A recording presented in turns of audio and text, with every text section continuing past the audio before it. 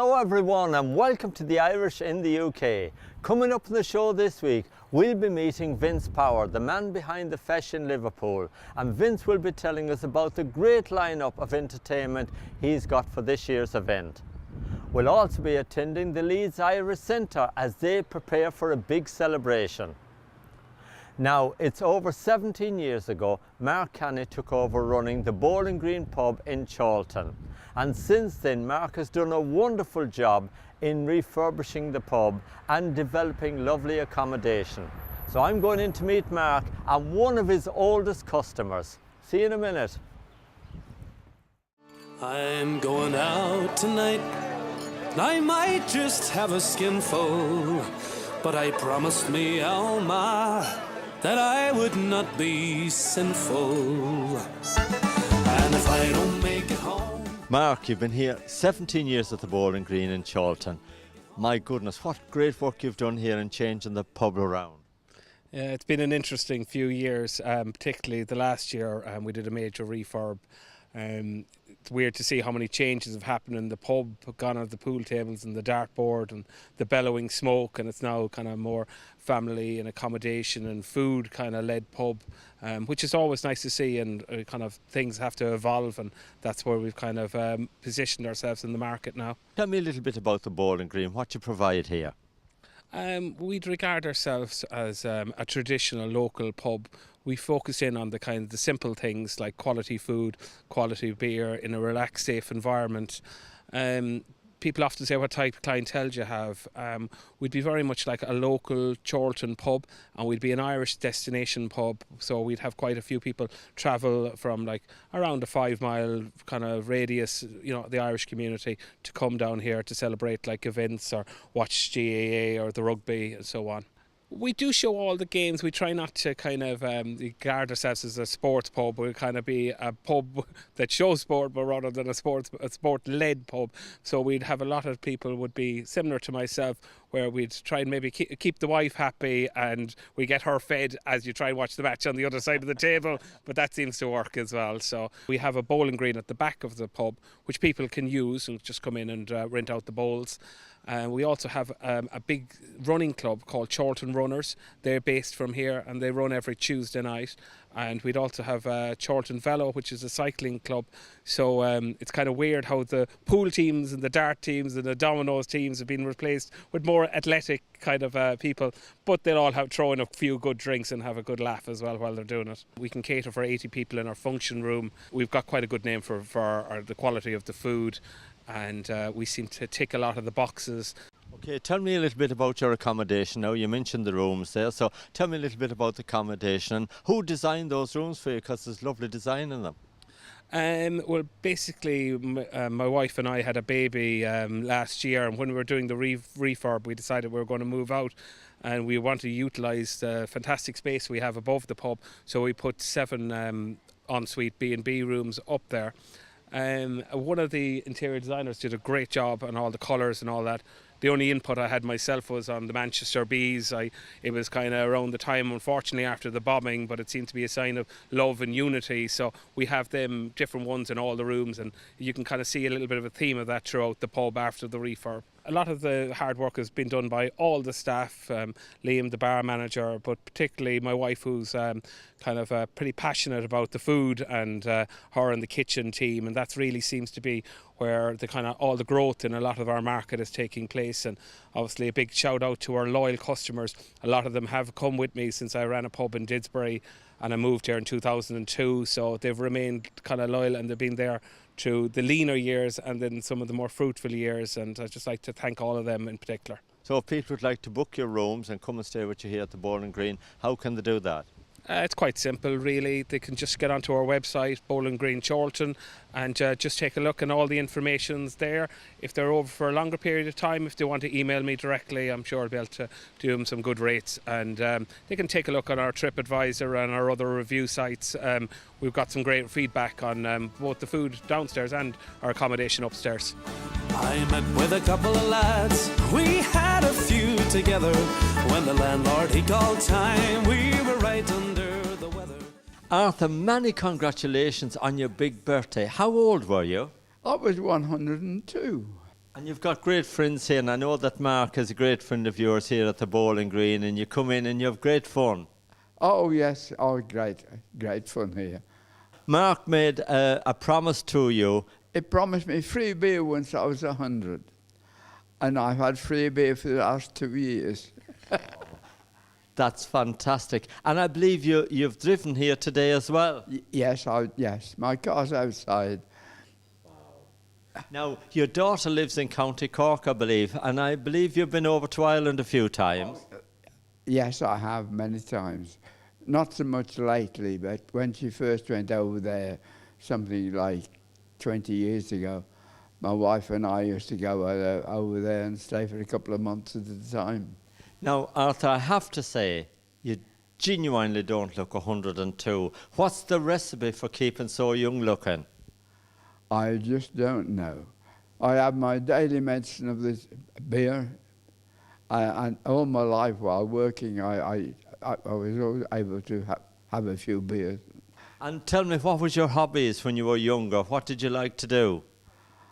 I played a lot of cricket. I played cricket well into my 40s.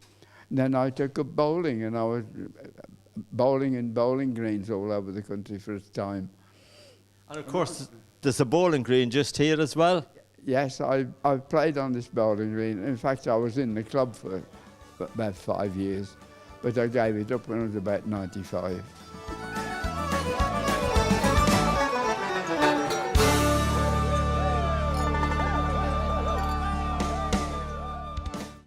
Well done to Mark and Jenny and all the staff here at the bowling green. They do a wonderful job, and it was lovely to meet this man here, Arthur. It's been lovely to have a drink with you today. You enjoyed it? I have very much. Good man, excellent. Now next up, we are off to meet Vince Power to chat to him about the Feis in Liverpool, which is coming up on the 6th of July. Don't run away soon and let them know I can take a vodka up and leave it alone. If your daddy doesn't like it, you can keep his daughter home. You join with your brother with some water round the banks through the roses. He love and I sit down. Vince, here we are today in Liverpool, of course, and I know why you're here. You're preparing for your big day on the 6th of July. I am. We're right on the pier here, and the weather was better when the Feis was on last year, but I'm sure it's going to be really sunny. And of course, last year, what a lovely day it was. The crowds turned out in the thousands, and as we heard Nathan Carter telling us, they come from all over. They did. We had over 2,000 people from Dublin. We had people from Waterford, Belfast, Cork, all over Ireland, and all over Liverpool, definitely, and around the country. Now, people were saying, you'll never get this lineup of people again that was here last year performing for us all. But this year, you've pulled the goose out of the bag again, and you've got such a great lineup. Yeah, we've got a lot of new acts coming up, a lot of new artists, like we've got Mary Black, Paul Brady, which was not on last year. You've got the Kilkennys. The Kilkennys, which are a really good folk band. Yeah, we've got plenty. We've got about 40 acts altogether between dancers and performers, so we have 4 stages. It's going to be a great day. And of course the grand finale last year was something special, but you've got Phil Coulter as well this year, and of course that's going to be with Shane MacGowan. Yes, Phil Coulter has agreed to do the actual finale with Shane, and he'll do his favourite songs. The finale will be spectacular this year. There's a lot of other acts which we still have to announce, which will come up and do a couple of songs. It'll be a big sing-along. Now, so last year you had 3 stages, I believe. So are you having an extra one this year? We're looking at an extra one, which is going to be in the BME Centre here. Are you sure we're going to be able to fit this all into one day? I think we need a weekend. Well, the good thing about it is that everybody has different tastes. So you get people that want to stick. Some people just stick with one stage all day. They're really happy. On the 3rd stage last year, there were people who sat on the steps and didn't move from the Irish dancing stage.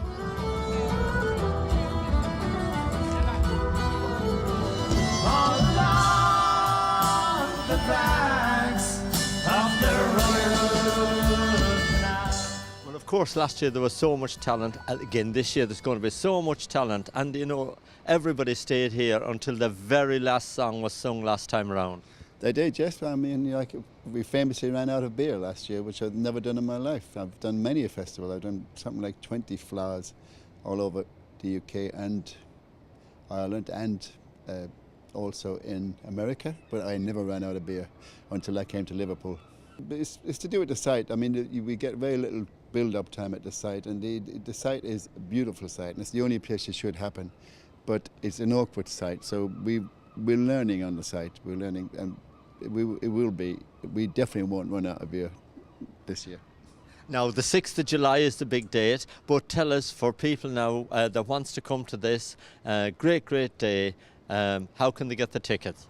Well, we can go on to our website, which is feisliverpool.com, and click on Ticketmaster or click on anything where it says buy here, and it'll cost you £70 for a ticket for the day. And go on the website and you'll see all the different questions that you want to ask, and we do answer them, or frequently answered questions. We're there to look after you and have a good time.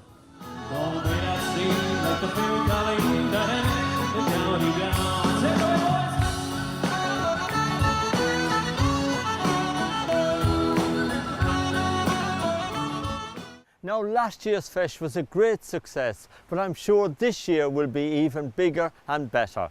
Don't forget, it's the 6th of July at the Pier Head in Liverpool. Now, we're off for a quick break.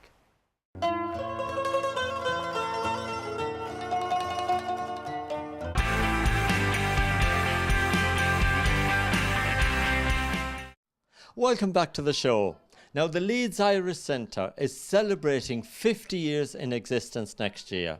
And we went along to meet a lot of the people involved down the years, but especially to meet Tommy McLaughlin, who is the manager here and has been involved with the centre virtually from the very first day. Now when I was a young man, I wanted to roam. So I packed up my suitcase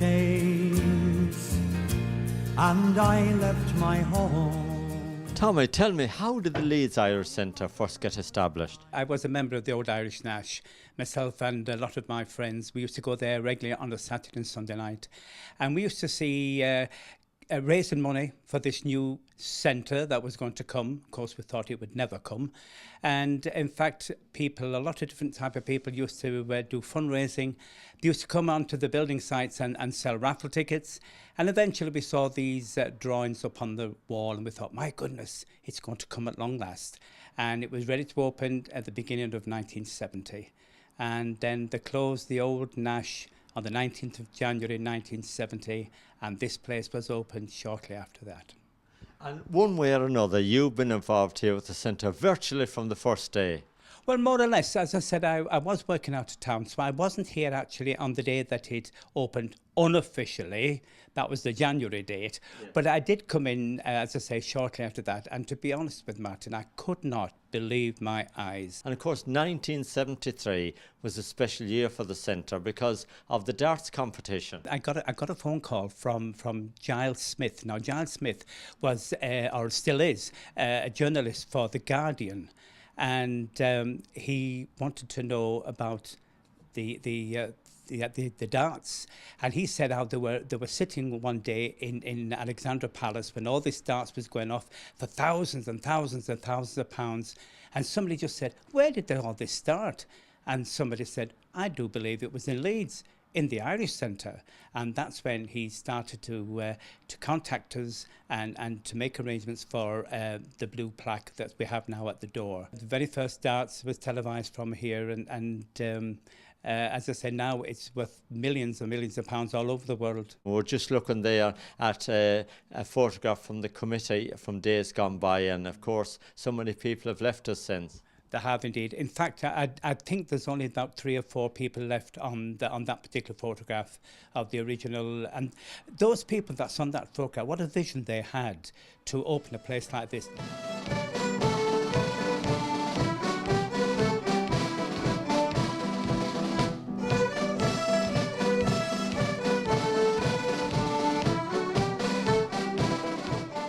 Tell me about the rock. Well, the idea about the rock is I just wanted to put a rock there and say, the idea there behind that was that the place was like a rock. Nothing was going to move it. And fair play to the Moan family. Again, they used to be heavily involved with this, with the centre in the early days, and still are today. And it was in memory of their father. You've got playing fields next door as well, which provides great facilities. You don't remember the It's a Knockout. Do you remember the It's a Knockout years ago? Yeah, with Stuart Hall. Yeah. That's the one, and we used to have it here. As I say, we had it here with different Irish centres up and down the country, you know, and they came to us on a regular basis, that was good to keep the young people together, you know. Of course, next year now, 50 years for the centre coming up. A great, great achievement.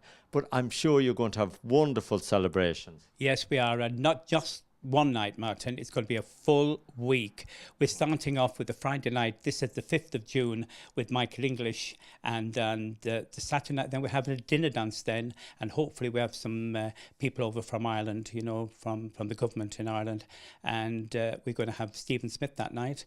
And then on the Sunday night, we're having Brendan Shine back with us. This is the very man that opened the place back 50 years ago, and he's going to be with us with Philomena Begley and Big O and State of the Art, which is another backing band.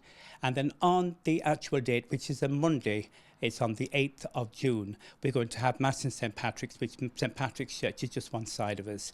And we're having Mass there and then coming back to the centre to have a nice afternoon. Monday night then, we're having a staff reunion of all the staff that have worked here over the 50 years. We're inviting them all back for an evening on the Monday night. On Tuesday then, our Tuesday club are inviting the Lord Mayor and Lady Mayoress of Leeds to come and celebrate with them. And on the Wednesday then, we're having Dr. Grady, which is from the Civic, and he's going to do a lecture here on the Irish in Leeds. So then we're going different things then taken us. The Chorlton, Leeds Chorlton, of course, on Friday night with the bacon and cabbage night. And then on the Sunday, we're having Blessing of the Graves, as I said, up in Killinbeck, of all the past members of the Irish Centre. And then that night then, we're having Sean Cuddy, and he's bringing Margot with him. Wow. So that's going to take us back a little bit, and that will be good. So that'll conclude the week, a full week of it, Martin. It's great to know that everybody has been recognised for their efforts and time, and even just to come in to support the centre. Well done to you.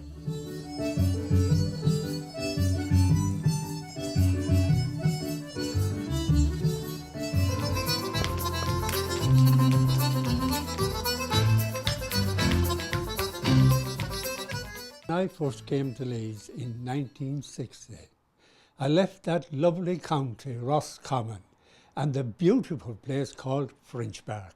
But I mean, we call Leeds the Mayo City because there's only a few Roscommon people or any other county. But round the Ballina area, mostly they come from it. And I would say 75% of the Irish in Leeds were from Mayo. When I arrived here, I had quite a few uncles and aunts here and an older brother. And they were in the public houses, one or two of them were around in public houses. And I had an aunt that ran, she had lodging houses, so I lodged with her. And then I went and got a job with my brother, and he was working for Wimpy's. But Wimpy's was the big contractors then. They were big, very big, all over, not just in this country, but all over.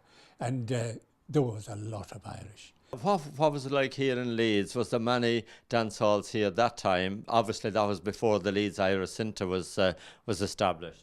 There was the old Irish Centre down in Lower Brigate in Leeds.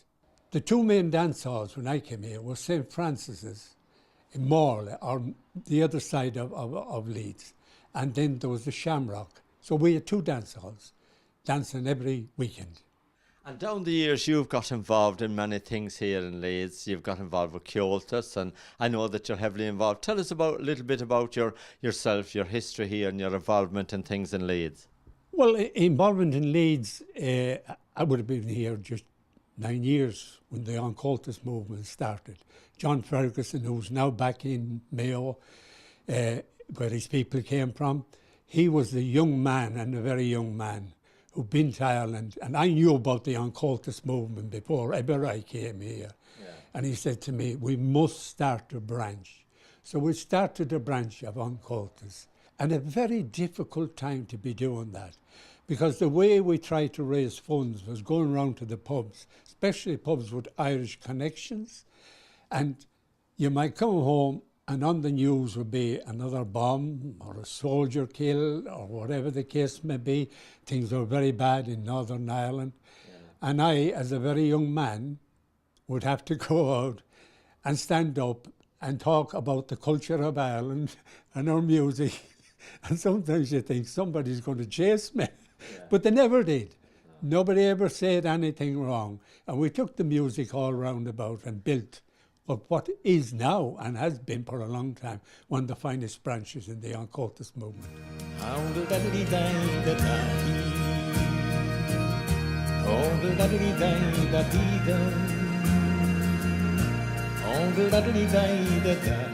And of course, currently you're the chairman of the Leeds St. Patrick's Day Parade. You know, that's developed into a really big parade now.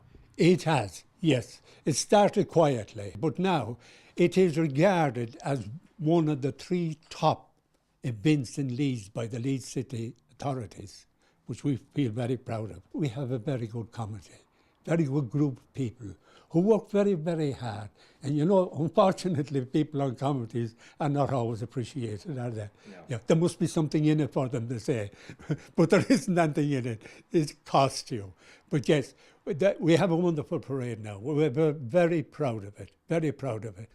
And when you were here in Leeds all over these years, did you still go back to Roscommon and maybe go back for the holidays, or what was that like? Always went back. I've gone back every year to Ireland. Sometimes I go twice. But now, as I said, I had my younger brother who passed away, but I still go back to our home place because his wife Christine is there. So I still go there. And I did visit my sister in Ballina and my brother in Ballina. We reckon they're turncoats. We're going to Mayo. But yes, I've gone back and I've seen the changes. That's been the surprising thing. The great changes. It's wonderful in many ways. I must admit, it's wonderful. The changes and the young people, and they're so outgoing. The world is their oyster, you know. Well, Jackie, congratulations on all the great work you've done here and all the great things you've contributed to here at the Leeds Irish Centre.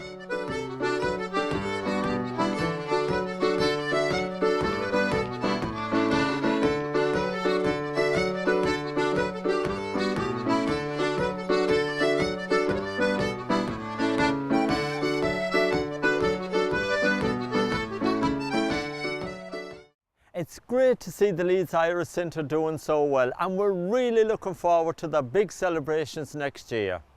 Now that brings us to the end of the show for this week. Don't forget, we're back next Thursday night on Sky Channel 192. Henry McGlade is on at 7 o'clock and we are here at 7:30 with the Irish in the UK. Until then, take care of yourselves.